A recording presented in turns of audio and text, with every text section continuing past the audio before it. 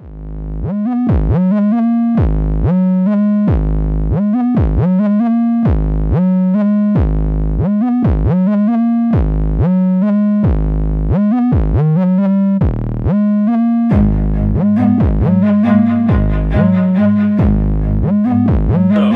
important is it for us to be open to other people's systems of belief? I'd say it's very important. To truly understand ourselves, we have to delve into what other people believe, how they reflect upon themselves, and how they relate to reality, and their definition for existence, and what is behind existence, what is the meaning of existence, without allowing ourselves to really put ourselves in other people's shoes and try to understand existence through other people's beliefs. We lack this great reservoir of self-understanding and self-knowledge that we can gain by basically putting ourselves into another perspective, into another way of looking at the world. And the more directions we add to the way that we look at the world, more conceptualized in its ultimate sense, complete conceptualization, we get. The more we truly hone in on what truth is. Truth is more of an encompassment of the world and everything related to the world than it is just viewing it from one angle. Just like if you're drawing something, to truly understand depth, you have to get a 360 view, go around whatever you're drawing in order to look at it from every single perspective. The same is true with existence. Just imagine existence as this amalgamation of ideas and is constantly in flux. And in order to capture it, in order to see it through every light, you have to go at it from every angle. You have to approach it mentally, trying to understand it through every single intersection between yourself and this amalgamation of ideas that make up existence. Without furthering perspective, we get very stale and stagnant in our spiritual growth. We get very stale in our intellectual ideas.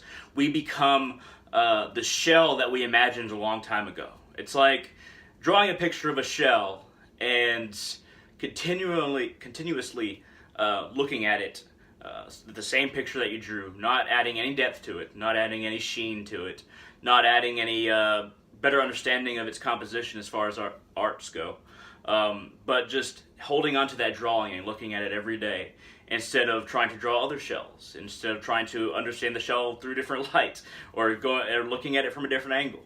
And I say shell because the ideas that we find, they were once given life. Most of the ideas that we find were once given life a long time ago. They were once conceptualized by pioneers in thought. And we pick them up when they may have aged, when the shell may have not had life in it for quite a while. And it's the same with ideas.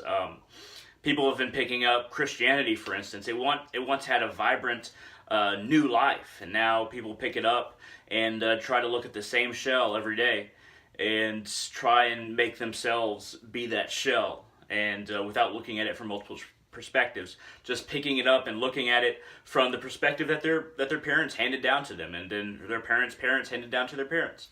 And this is true with a lot of political ideas and a lot of, most other religions, if not all of them. It's always passed down, but whether we choose to actually accept what is passed down and just to look at the picture, or whether we try to imagine the depth of the picture of existence, I guess you could say, is our choice. And we have to. If we're going to try and be our own person, try to understand and improve on what the generations before us decided was the truth, or what they were able to imagine, then we have to learn as many perspectives as possible and develop in those perspectives. And that development in perspective is just as important as taking up a new perspective. So if you are taking up Islam, for instance, and you're Christian, then you want to develop that perspective by imagining yourself in maybe a Shiite Muslim's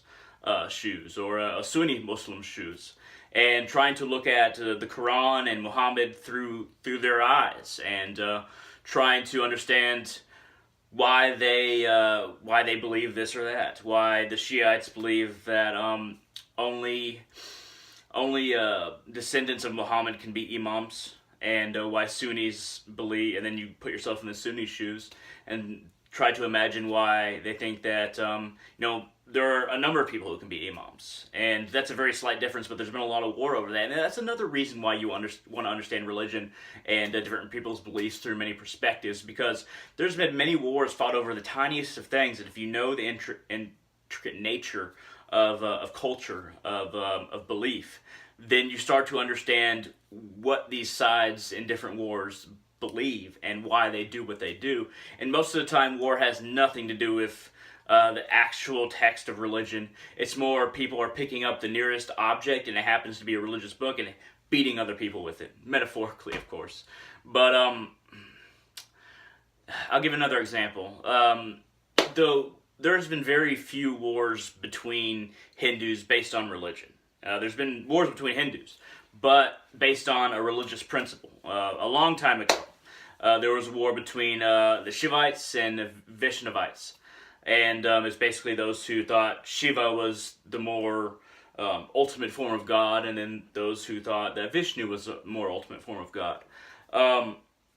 Now, the definition of Shiva, he's more of an ascetic. He's very much a renunciate, and he is detached from the world, I guess you could say.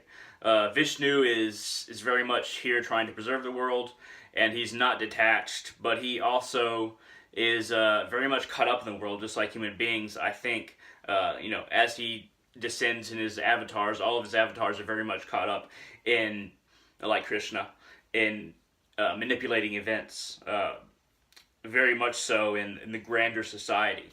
So very much attached to society, trying to make it work towards betterment. And Shiva is more the standoffish, but also better to look to and try to achieve, a connection to Shiv in order to become, detached from society yourself. Now, a lot of these, I'm just naming a few differences between Shiva and Vishnu. There's plenty more. I mean, I'm not going to name them all, and I don't know them all. But the war that was fought between these two sides, to me, a lot of religious wars, including this one, I mean, especially this one, they seem more concerned with territory and demanding that other people acknowledge that they're right.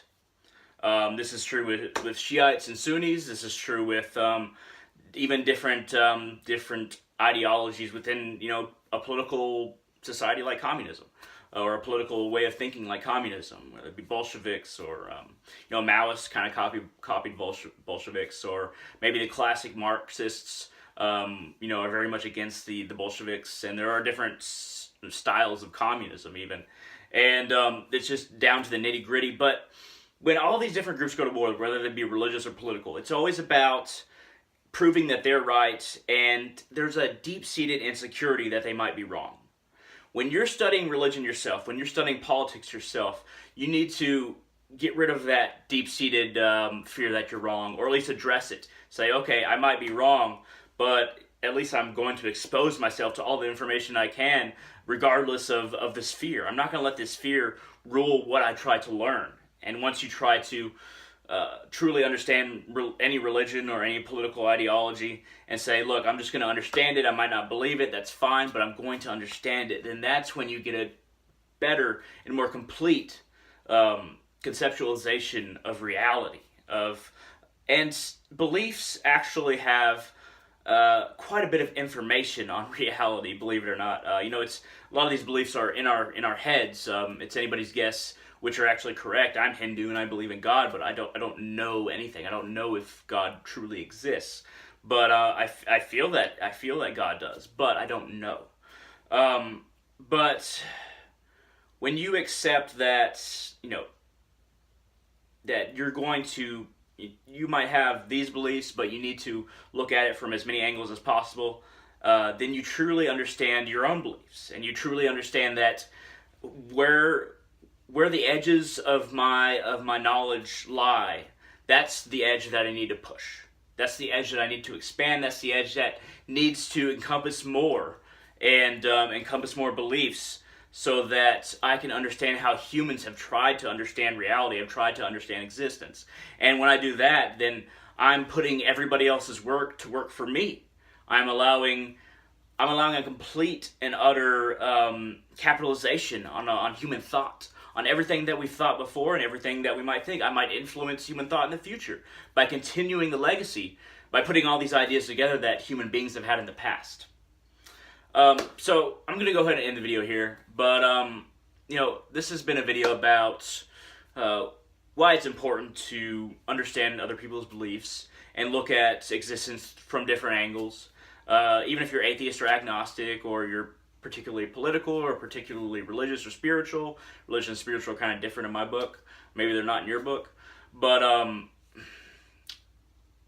try to get as many angles as possible, and you will truly be able to not only further humanity by producing your own thought patterns through all this complete conceptualization, but also you gain the satisfaction of at least having tried to understand and not being the kind of person that brushes everything off to the side that they don't want to believe.